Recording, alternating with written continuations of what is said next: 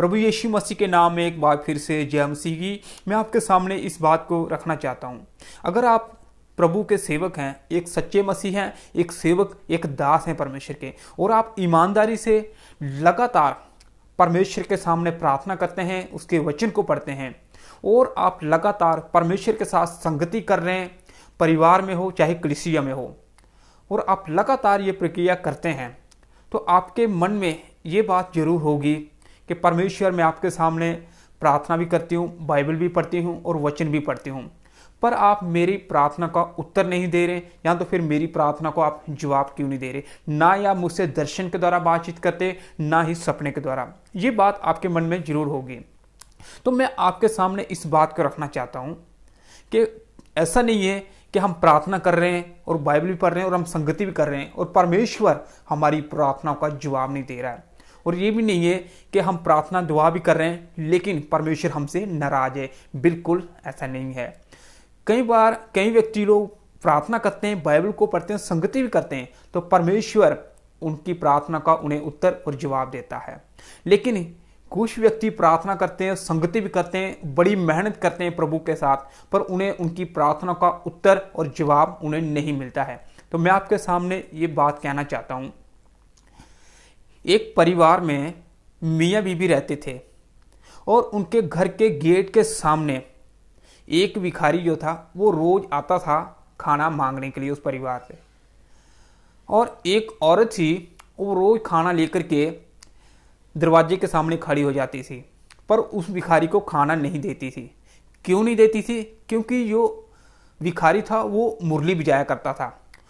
वो गेट के सामने रोज आता था और वो मुरली बजाया करता था और एक गीत गाता था और वो गीत जो था वो औरत को बहुत पसंद आ गया था, और लगातार वो गीत गाता था गेट के सामने, पर वो औरत खाना लेकर के खड़ी हो जाती थी दरवाजे में और उस भिखारी को खाना नहीं देती थी, और लगातार ऐसा ही करते रहे थे, लगातार ऐसा ही होता रहा। एक दिन क्या हुआ, फिर से वो भिखारी आता है और गेट के सामने खड़े होकर के वो मुरली बजाता है और गीत गाने लगता है। वो औरत भी खाना लेकर के खड़ी हो जाती है और उसका हस्बैंड बोलता है, घर वाला, क्या आप इसे खाना क्यों नहीं दे रही हैं? वो कहती है, अगर मैंने इसे खाना दे दिया और ये खाना लेकर के चला जाएगा तो इसीलिए मैं इसे खाना नहीं दे रही हूँ, क्योंकि ये जो गीत गा रहा है, ये मुरली की जो इसकी आवाज़ है, ये मुझे बहुत पसंद आई हुई है। अगर मैंने इसे खाना दे दिया तो ये खाना लेकर के चला जाएगा, फिर ये वापस कभी नहीं आएगा। इसलिए मैं इसे खाना नहीं दे रही हूँ, क्योंकि इसका जो गीत है, इसका जो संगीत है, वो मुझे बहुत ही ज़्यादा पसंद आया हुआ है। सेम इसी प्रकार हम बहुत कभी कभी प्रार्थना करते हैं, बाइबल भी पढ़ते हैं, उपवास भी करते हैं और संगति भी करते हैं। जानते हो कि परमेश्वर हमारी प्रार्थना का उत्तर और जवाब क्यों नहीं देता है? क्योंकि परमेश्वर को हमारी प्रार्थना, हमारी संगति जो हम परमेश्वर के साथ लगातार कर रहे हैं, खुदावंत को पसंद आ गई है।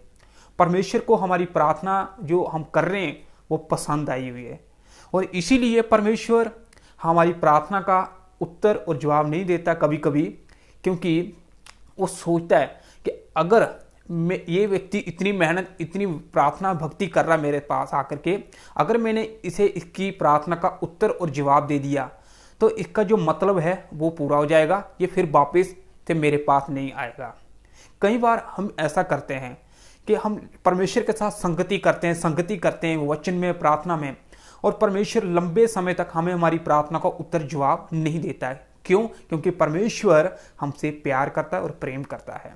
इसलिए जब उसने हमारी प्रार्थना का अगर उत्तर और जवाब दे दिया, तो जो समय प्रार्थना संगति का हमने बनाया है, जब हमें प्रार्थना का उत्तर और जवाब परमेश्वर दे देता है, तो हम क्या करते हैं कि परमेश्वर से फिर दूर हो जाते हैं, और फिर हमें हमारा मतलब जो है वो पूरा हो जाता है, और फिर हम सोचते हैं अब परमेश्वर ने हमें ये चीज़ दे दी, ये जवाब दे दिया, अभी कोई ज़रूरत नहीं है प्रार्थना में या वचन में बैठने की।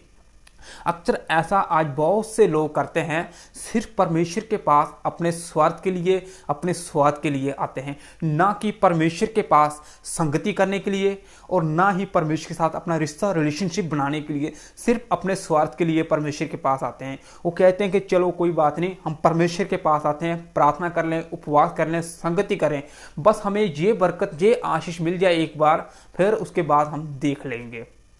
परमेश्वर आपको इस वचन के द्वारा आशीष दे।